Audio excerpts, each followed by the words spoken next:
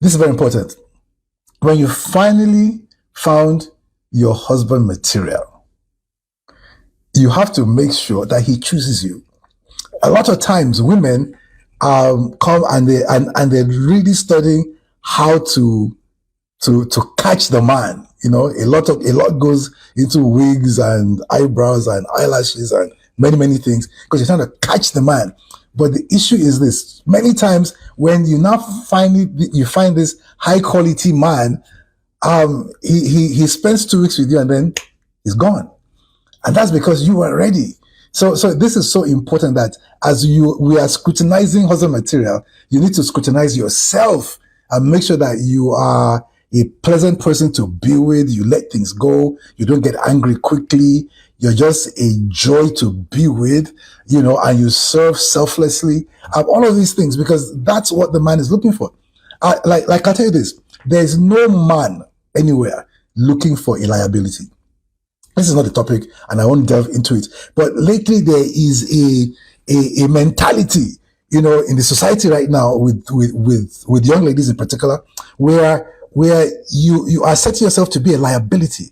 So all you have in your mind is, when I get this man, he'll pay my bills, he'll support me, he'll buy me a ticket to London, he'll buy me a house, but there's actually no man anywhere waiting for this liability to fall on his head. If you get my point, there is what you bring to the table that makes him want to take those responsibilities. But at this point, people aren't even thinking about the part that they play, about the service that they serve, about what they do. It's not a thought in their mind. All they're thinking of is, he will buy me ticket, he will do this, do this. So you're coming as a liability. As a man, I will dodge, and many men will dodge, because men usually dodge liabilities. That was a little spill. I went off track there, but let's come back to husband material. Okay, this is getting really sweet. Okay, so make sure that you are able to hold on to the husband material that you find. Okay, husband material knows how to have fun. Yes, that's good. He knows how to handle serious business. I said that. Husband material must be productive. Lately, a lot of women are starting to demonstrate masculine energy. And that's because the men aren't carrying the weight. And the man's not carrying the weight. The woman can't see everything fall, so she's not doing a lot of things that normally she wouldn't do. So make sure that when you meet this man, the man is productive. He is hardworking. He's able to go out there and come back with something tangible. So when you marry him, he can continue doing that. But I've seen a lot of times when you met him, he was sleeping in his mother's house. Now you're married and you're not trying to get him to work, and he doesn't want to go to work. He doesn't want to do the responsibilities, and then you're complaining. But you chose wrong. You chose wrong. No matter how much masculine energy you have, there is a man out there with greater masculine energy. And if you follow that man, you'll be fine. Because I see some women, because they say, well, I'm an alpha female, and so there's just nobody, and these men, they don't step up to the plate. The issue is that you chose a man that did not step up to the plate. So go out there and get a man that is a greater alpha than you are, and just submit to him and follow him quietly. Husband material must be wise. I think I said this before. When I tell women to give me a list of what they want in a man, they never put wise. Now, guess what? If he's not wise, what is he? Then he's foolish. Now, because you are not looking for wise, you're going to end up with a foolish man. And then you will carry your life, put it in his hands, and follow a foolish man. So you have to be intentional that wisdom has got to be part of what you look for in a man. Husband material is wise. Because if also, like, at the end of the day, husband material will follow you. You will follow him. You will be led by him. He needs wisdom. And if he didn't get it, if you have it before you followed him, marriage does not make men wise. Maybe, can we laud this? Marriage does not make men wise. So marry him wise. Don't marry him foolish. Marry a wise man. Husband material must be good at listening and agreeing with you. And this thing is major. A lot of people do not understand the power of agreement and the destructive power of disagreement. Where you realize that if you disagreed with your partner or husband on something really irrelevant, if you left it, both of you disagreeing, your intimacy decreased, your communication decreased, your friendliness decreased, your everything decreased because of that. So if you find a person, a man who on any little issue, he's not agreeing with you. He just sees no value in agreeing with you and he doesn't do it. It's a very bad sign. That is a marriage that's already on the rocks before it started because there's no agreement. So make sure that whoever, two people cannot agree all the time. Okay. But two people can always compromise and come to agreement. So when we discussed it, we were not in agreement. You are 10, I was 6. But after we stayed in that discussion, I dropped down to 8 and you stepped up to 8. And at 8, we are both in agreement. I hope that you catch that. So there's no situation that you guys are in disagreement on that you cannot come to some agreement on. Okay, so this is really, really important. If you marry a person who always is second, is just doesn't agree with you consistently, it's a very bad sign. Husband material does not do that. Okay? Now, I must tell you this. In everything that I'm saying here, if you get 70% in a man, then go. Okay? Don't wait for 100%. The only thing is this. Some issues are non-negotiable. So, for example, if for me, if I'm a lady and in my mind, you cannot hit me. You cannot hit me. You just cannot hit me. If you hit me, I'm out. So, like, nobody's ever going to hit me. Now, so I meet this guy and this person is everything. He's everything. But guess what? He hit me. I'm out. No matter all the marks you had before, you hit me, I'm out. So every woman out here, you've got to have some non-negotiables. I always tell people, if you don't bend your back, nobody can climb on it, to be quite frank. And if you're really tough like that and say, well, nobody's going to cheat on me, then if he cheats, then you go. And nobody will cheat on you.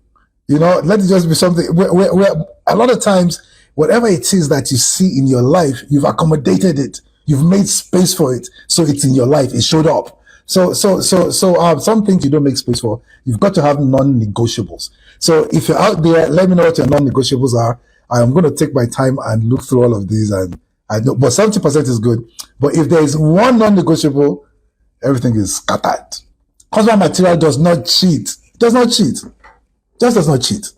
Cheating is about values. It's like, what are his values? And values is a mindset that you use to run your life. And if your values are low, then you could do cheating. But cheating is like, husband material does not cheat. And sometimes we make room for things that say all men cheat. If you have it in your mind that all men cheat, you will definitely marry a cheat. I guarantee it. And I've explained this before. I won't do it now. But if in your mind you believe that all men cheat, then I promise it that you will marry a cheat. And if you believe that not all men cheat, there's a high likelihood that you will not marry a man that cheats because you won't accommodate it. Your mind will not accommodate it. Let me tell you this. The life that you live today is the life that your mind has given you. If you're seeing things in your life that you don't like, well, your mind accommodated it, allowed it. So be very careful about what's in your mind. Are we good?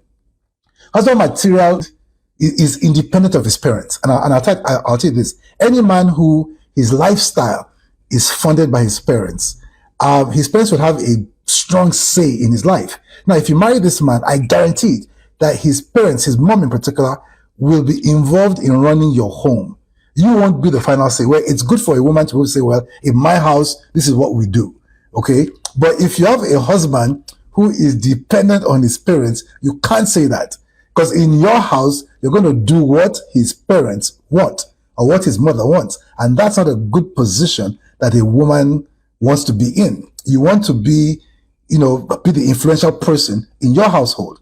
So if the man, like when you meet him, he's living with his parents, well, he can move out, fine. But if he's dependent for his lifestyle on his parents, that is a huge problem. Okay?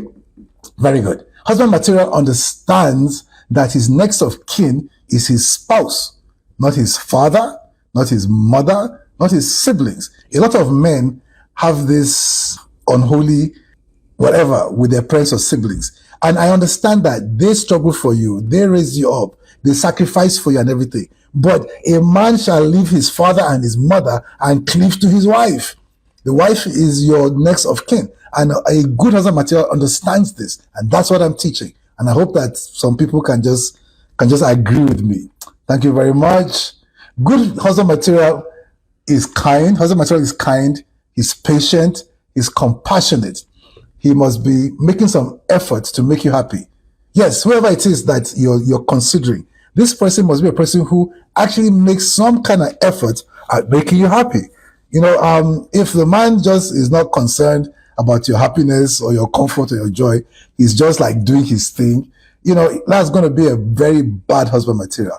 So you don't want to do that. Okay? Now, one other thing too is this. If you are joining marriage is about, I meet you, I like you, I join you, and I go with you to where you're going. That's what marriage is about. Now, if you meet him and you say, well, I'm thinking of joining him to follow him, you've got to figure out who is he following? Who are his mentors? Who is he listening to? Who is he following? Because at the end of the day, you are going to end up where whoever that person is leading. So anytime you meet a person and you're getting serious, you've got to ask them, who is your mentor? What books do you read? Who is your favorite author? Who do you listen to? And if he has no clear picture of who these people are, don't follow him. Because obviously this is a man who is going to live his life by trial and error, which means that no major guidance. He's just going to keep moving, make mistake here, with you following in tow. So which means that it's going to be a rough life if you marry a man that has no mentor. And even if he has a mentor, go check out the mentor. There's some crazy mentors out there that shouldn't be mentoring anybody. But well, these days of social media, everybody's a mentor. So you need to go check out the mentor. I'm sure the mentor makes sense. If the mentor makes sense, then his life will make sense. Your future will make sense. There's just so many things that you can look into that can guide you, that you kind of, like, it's not trial and error. You have a good idea that following this man will take me in this direction and I'm going to be okay. And that's what you want. Because that's what gives you the confidence to take a person. Like, a lot of women are not married because they just can't make up their mind if this person is the right person. But the reason why you can't make up your mind if it's the right person is that you don't have enough information. If you were an expert and you knew all you need to know about relationships, you would assess this person quickly, and you will know exactly what to do, whether to follow him or not. Now, husband material must be knowledgeable on the subject of relationship. I've seen it many times where the women have gone to the conferences, they've read the books, everything, and they know so much and they know what to do. Then you marry a guy who has read nothing. He knows nothing. He's doing the wrong things. He's enforcing things that don't work. He's doing painful things, hurtful things, and he won't learn. He won't open up to learning. You're setting yourself up for trouble. Do you just understand that? For trouble. So when you meet a guy, ask him questions and don't be afraid. He has to be a person that knows enough about relationships and love and marriage, because he has been mentored, he has been counseled, he has read some books, and he's not a novice. You see, it's like this. Marriage is an occupation. So when you come ignorant, it's like a person who wants to be a mechanic, but you never learned how to fix cars. I mean, you're going to struggle and suffer. And then you want to join him as a partner to be fixing cars, and he has no experience. So don't do that. If he has no experience, he has no knowledge on marriage, on relationships, and you join him and he's the leader, can you just forecast and predict what life will be with this person? So ladies, let's be sharp about this thing. Husband material must be willing to read books, watch relationship videos, listen to relationship teachings, engage in discussions about relationships, and attend counseling. The biggest test you want to do for a guy is tell him, I booked a counsel for the two of us on this date. Please make sure that you come. If he starts to fumble and not come, bust the guy. And women, don't be afraid to leave men. Like you treat men sometimes like, I found this one and he's the only one on the planet. If I lose this one, life is terrible for me. Who taught you that? Who taught you that? There are men, good men, everywhere. You just need to be able to look and see and hear their vision and see who they are. And knowledge is power. Do not marry a man that cannot say, darling, I was wrong. I'm sorry. please forgive me. It's a very simple statement. Darling, I was wrong. I'm sorry. Please forgive me. If the man cannot say this, he's most likely a narcissist. If you have not heard the word narcissist before, I'll advise you to Google the word narcissist and learn a lot, and then come back and thank me later for saving you from a life of pain. I just want to I will do a topic one day on narcissism. But narcissists cannot say, I am sorry. They cannot say, I was wrong. They cannot say, please forgive me. They will fight you back on whatever the topic is, knowing that they are wrong. They will fight you back. They will gaslight you. They will make you feel that you're crazy if you don't agree with them, or they will just make sure that they torture you. Yeah, because narcissism is going into demonization and things like that. But these people exist. And not only men, there are women that are narcissists as well. And my prayer for you is that you never run into a narcissist and you never marry a narcissist. Let me get some comments out there. Okay. Now, it's very important that you've got to see the husband in the man before you make him husband. Because there are times when you are dating this guy, he's going out every night with the boys. Every night. Comes back 3 a.m., 4 a.m., 5 a.m., 6 a.m., 7 a.m. He's doing that. He's drinking heavily. He's fighting you. He's just that kind of guy. But then you say, oh, I love him. When you say I love him, I just hold my head. Like, oh, I love him. I'll marry him. So my question is, what husband material did you see in him before you said, I will marry him? Then you marry him thinking he will change, and he continues staying out late at night, disappears for days, doesn't come back. And it's true, men actually do this. Some of you might think it's not possible that men do this. Men do it. Married men, they'll come back at 7 in the morning. Sometimes they disappear for 3 days and come back, and the wife will still be in the house and just do terrible things. But they most likely demonstrate these things before you marry them. So as a rule, you must see the husband in the man before you make him husband. If you didn't see the husband in the man, don't do it. Just do not do it. Are we good? It will be a costly mistake that will cause you pain. And I really pray that you just do not do it. Okay? And same thing for the guys too. If you don't see the wife in the woman, don't marry her. You must see wife in her. And then some women like truly, by the time you're ready for marriage, psychologically, there's a change in your mind. And there's a way that you're carrying yourself and you're behaving that shows the people who are interested that, yes, this woman is ready to be a wife. But there's a way that some women behave where you are behaving girlfriend, but you're hoping he will make you wife. He will not make you wife if what's your behavior is girlfriend. And same thing for guys too. She will not marry you if your behavior is boyfriend and not husband. Marriage practiced in ignorance is painful. This is just a statement I want to make out there. And I need you guys to just get this. That marriage that is practiced in ignorance is painful. Okay? Like one of the greatest mistakes that a person can make in their whole life is the choice of their husband. Where if you choose the wrong man, it can just change the whole nature of your life. It can just change the whole, everything about your life if you choose the wrong person. So understand this. You must understand how to choose the right person and stick with it. Just stick with it. So this teaching is very, very important. Okay? Make sure that you listen to it over and over again. Do not marry a man that has no love for God. Do not marry a man who is ignorant about the word of God on love. And the key here is this: if you don't love God, you can't recognize a person that doesn't love God. If you don't know the word of God, you cannot know a person that does not know. So the first point of call for you, this is the ladies, is upgrade yourself. Upgrade yourself in knowledge and in wisdom and in the knowledge of the word of God. So when you meet the man, you can know that, well, this person is at my level, because you will attract your level. So if you upgrade yourself, you attract your level at that point, and you find a good man. This is very, very important.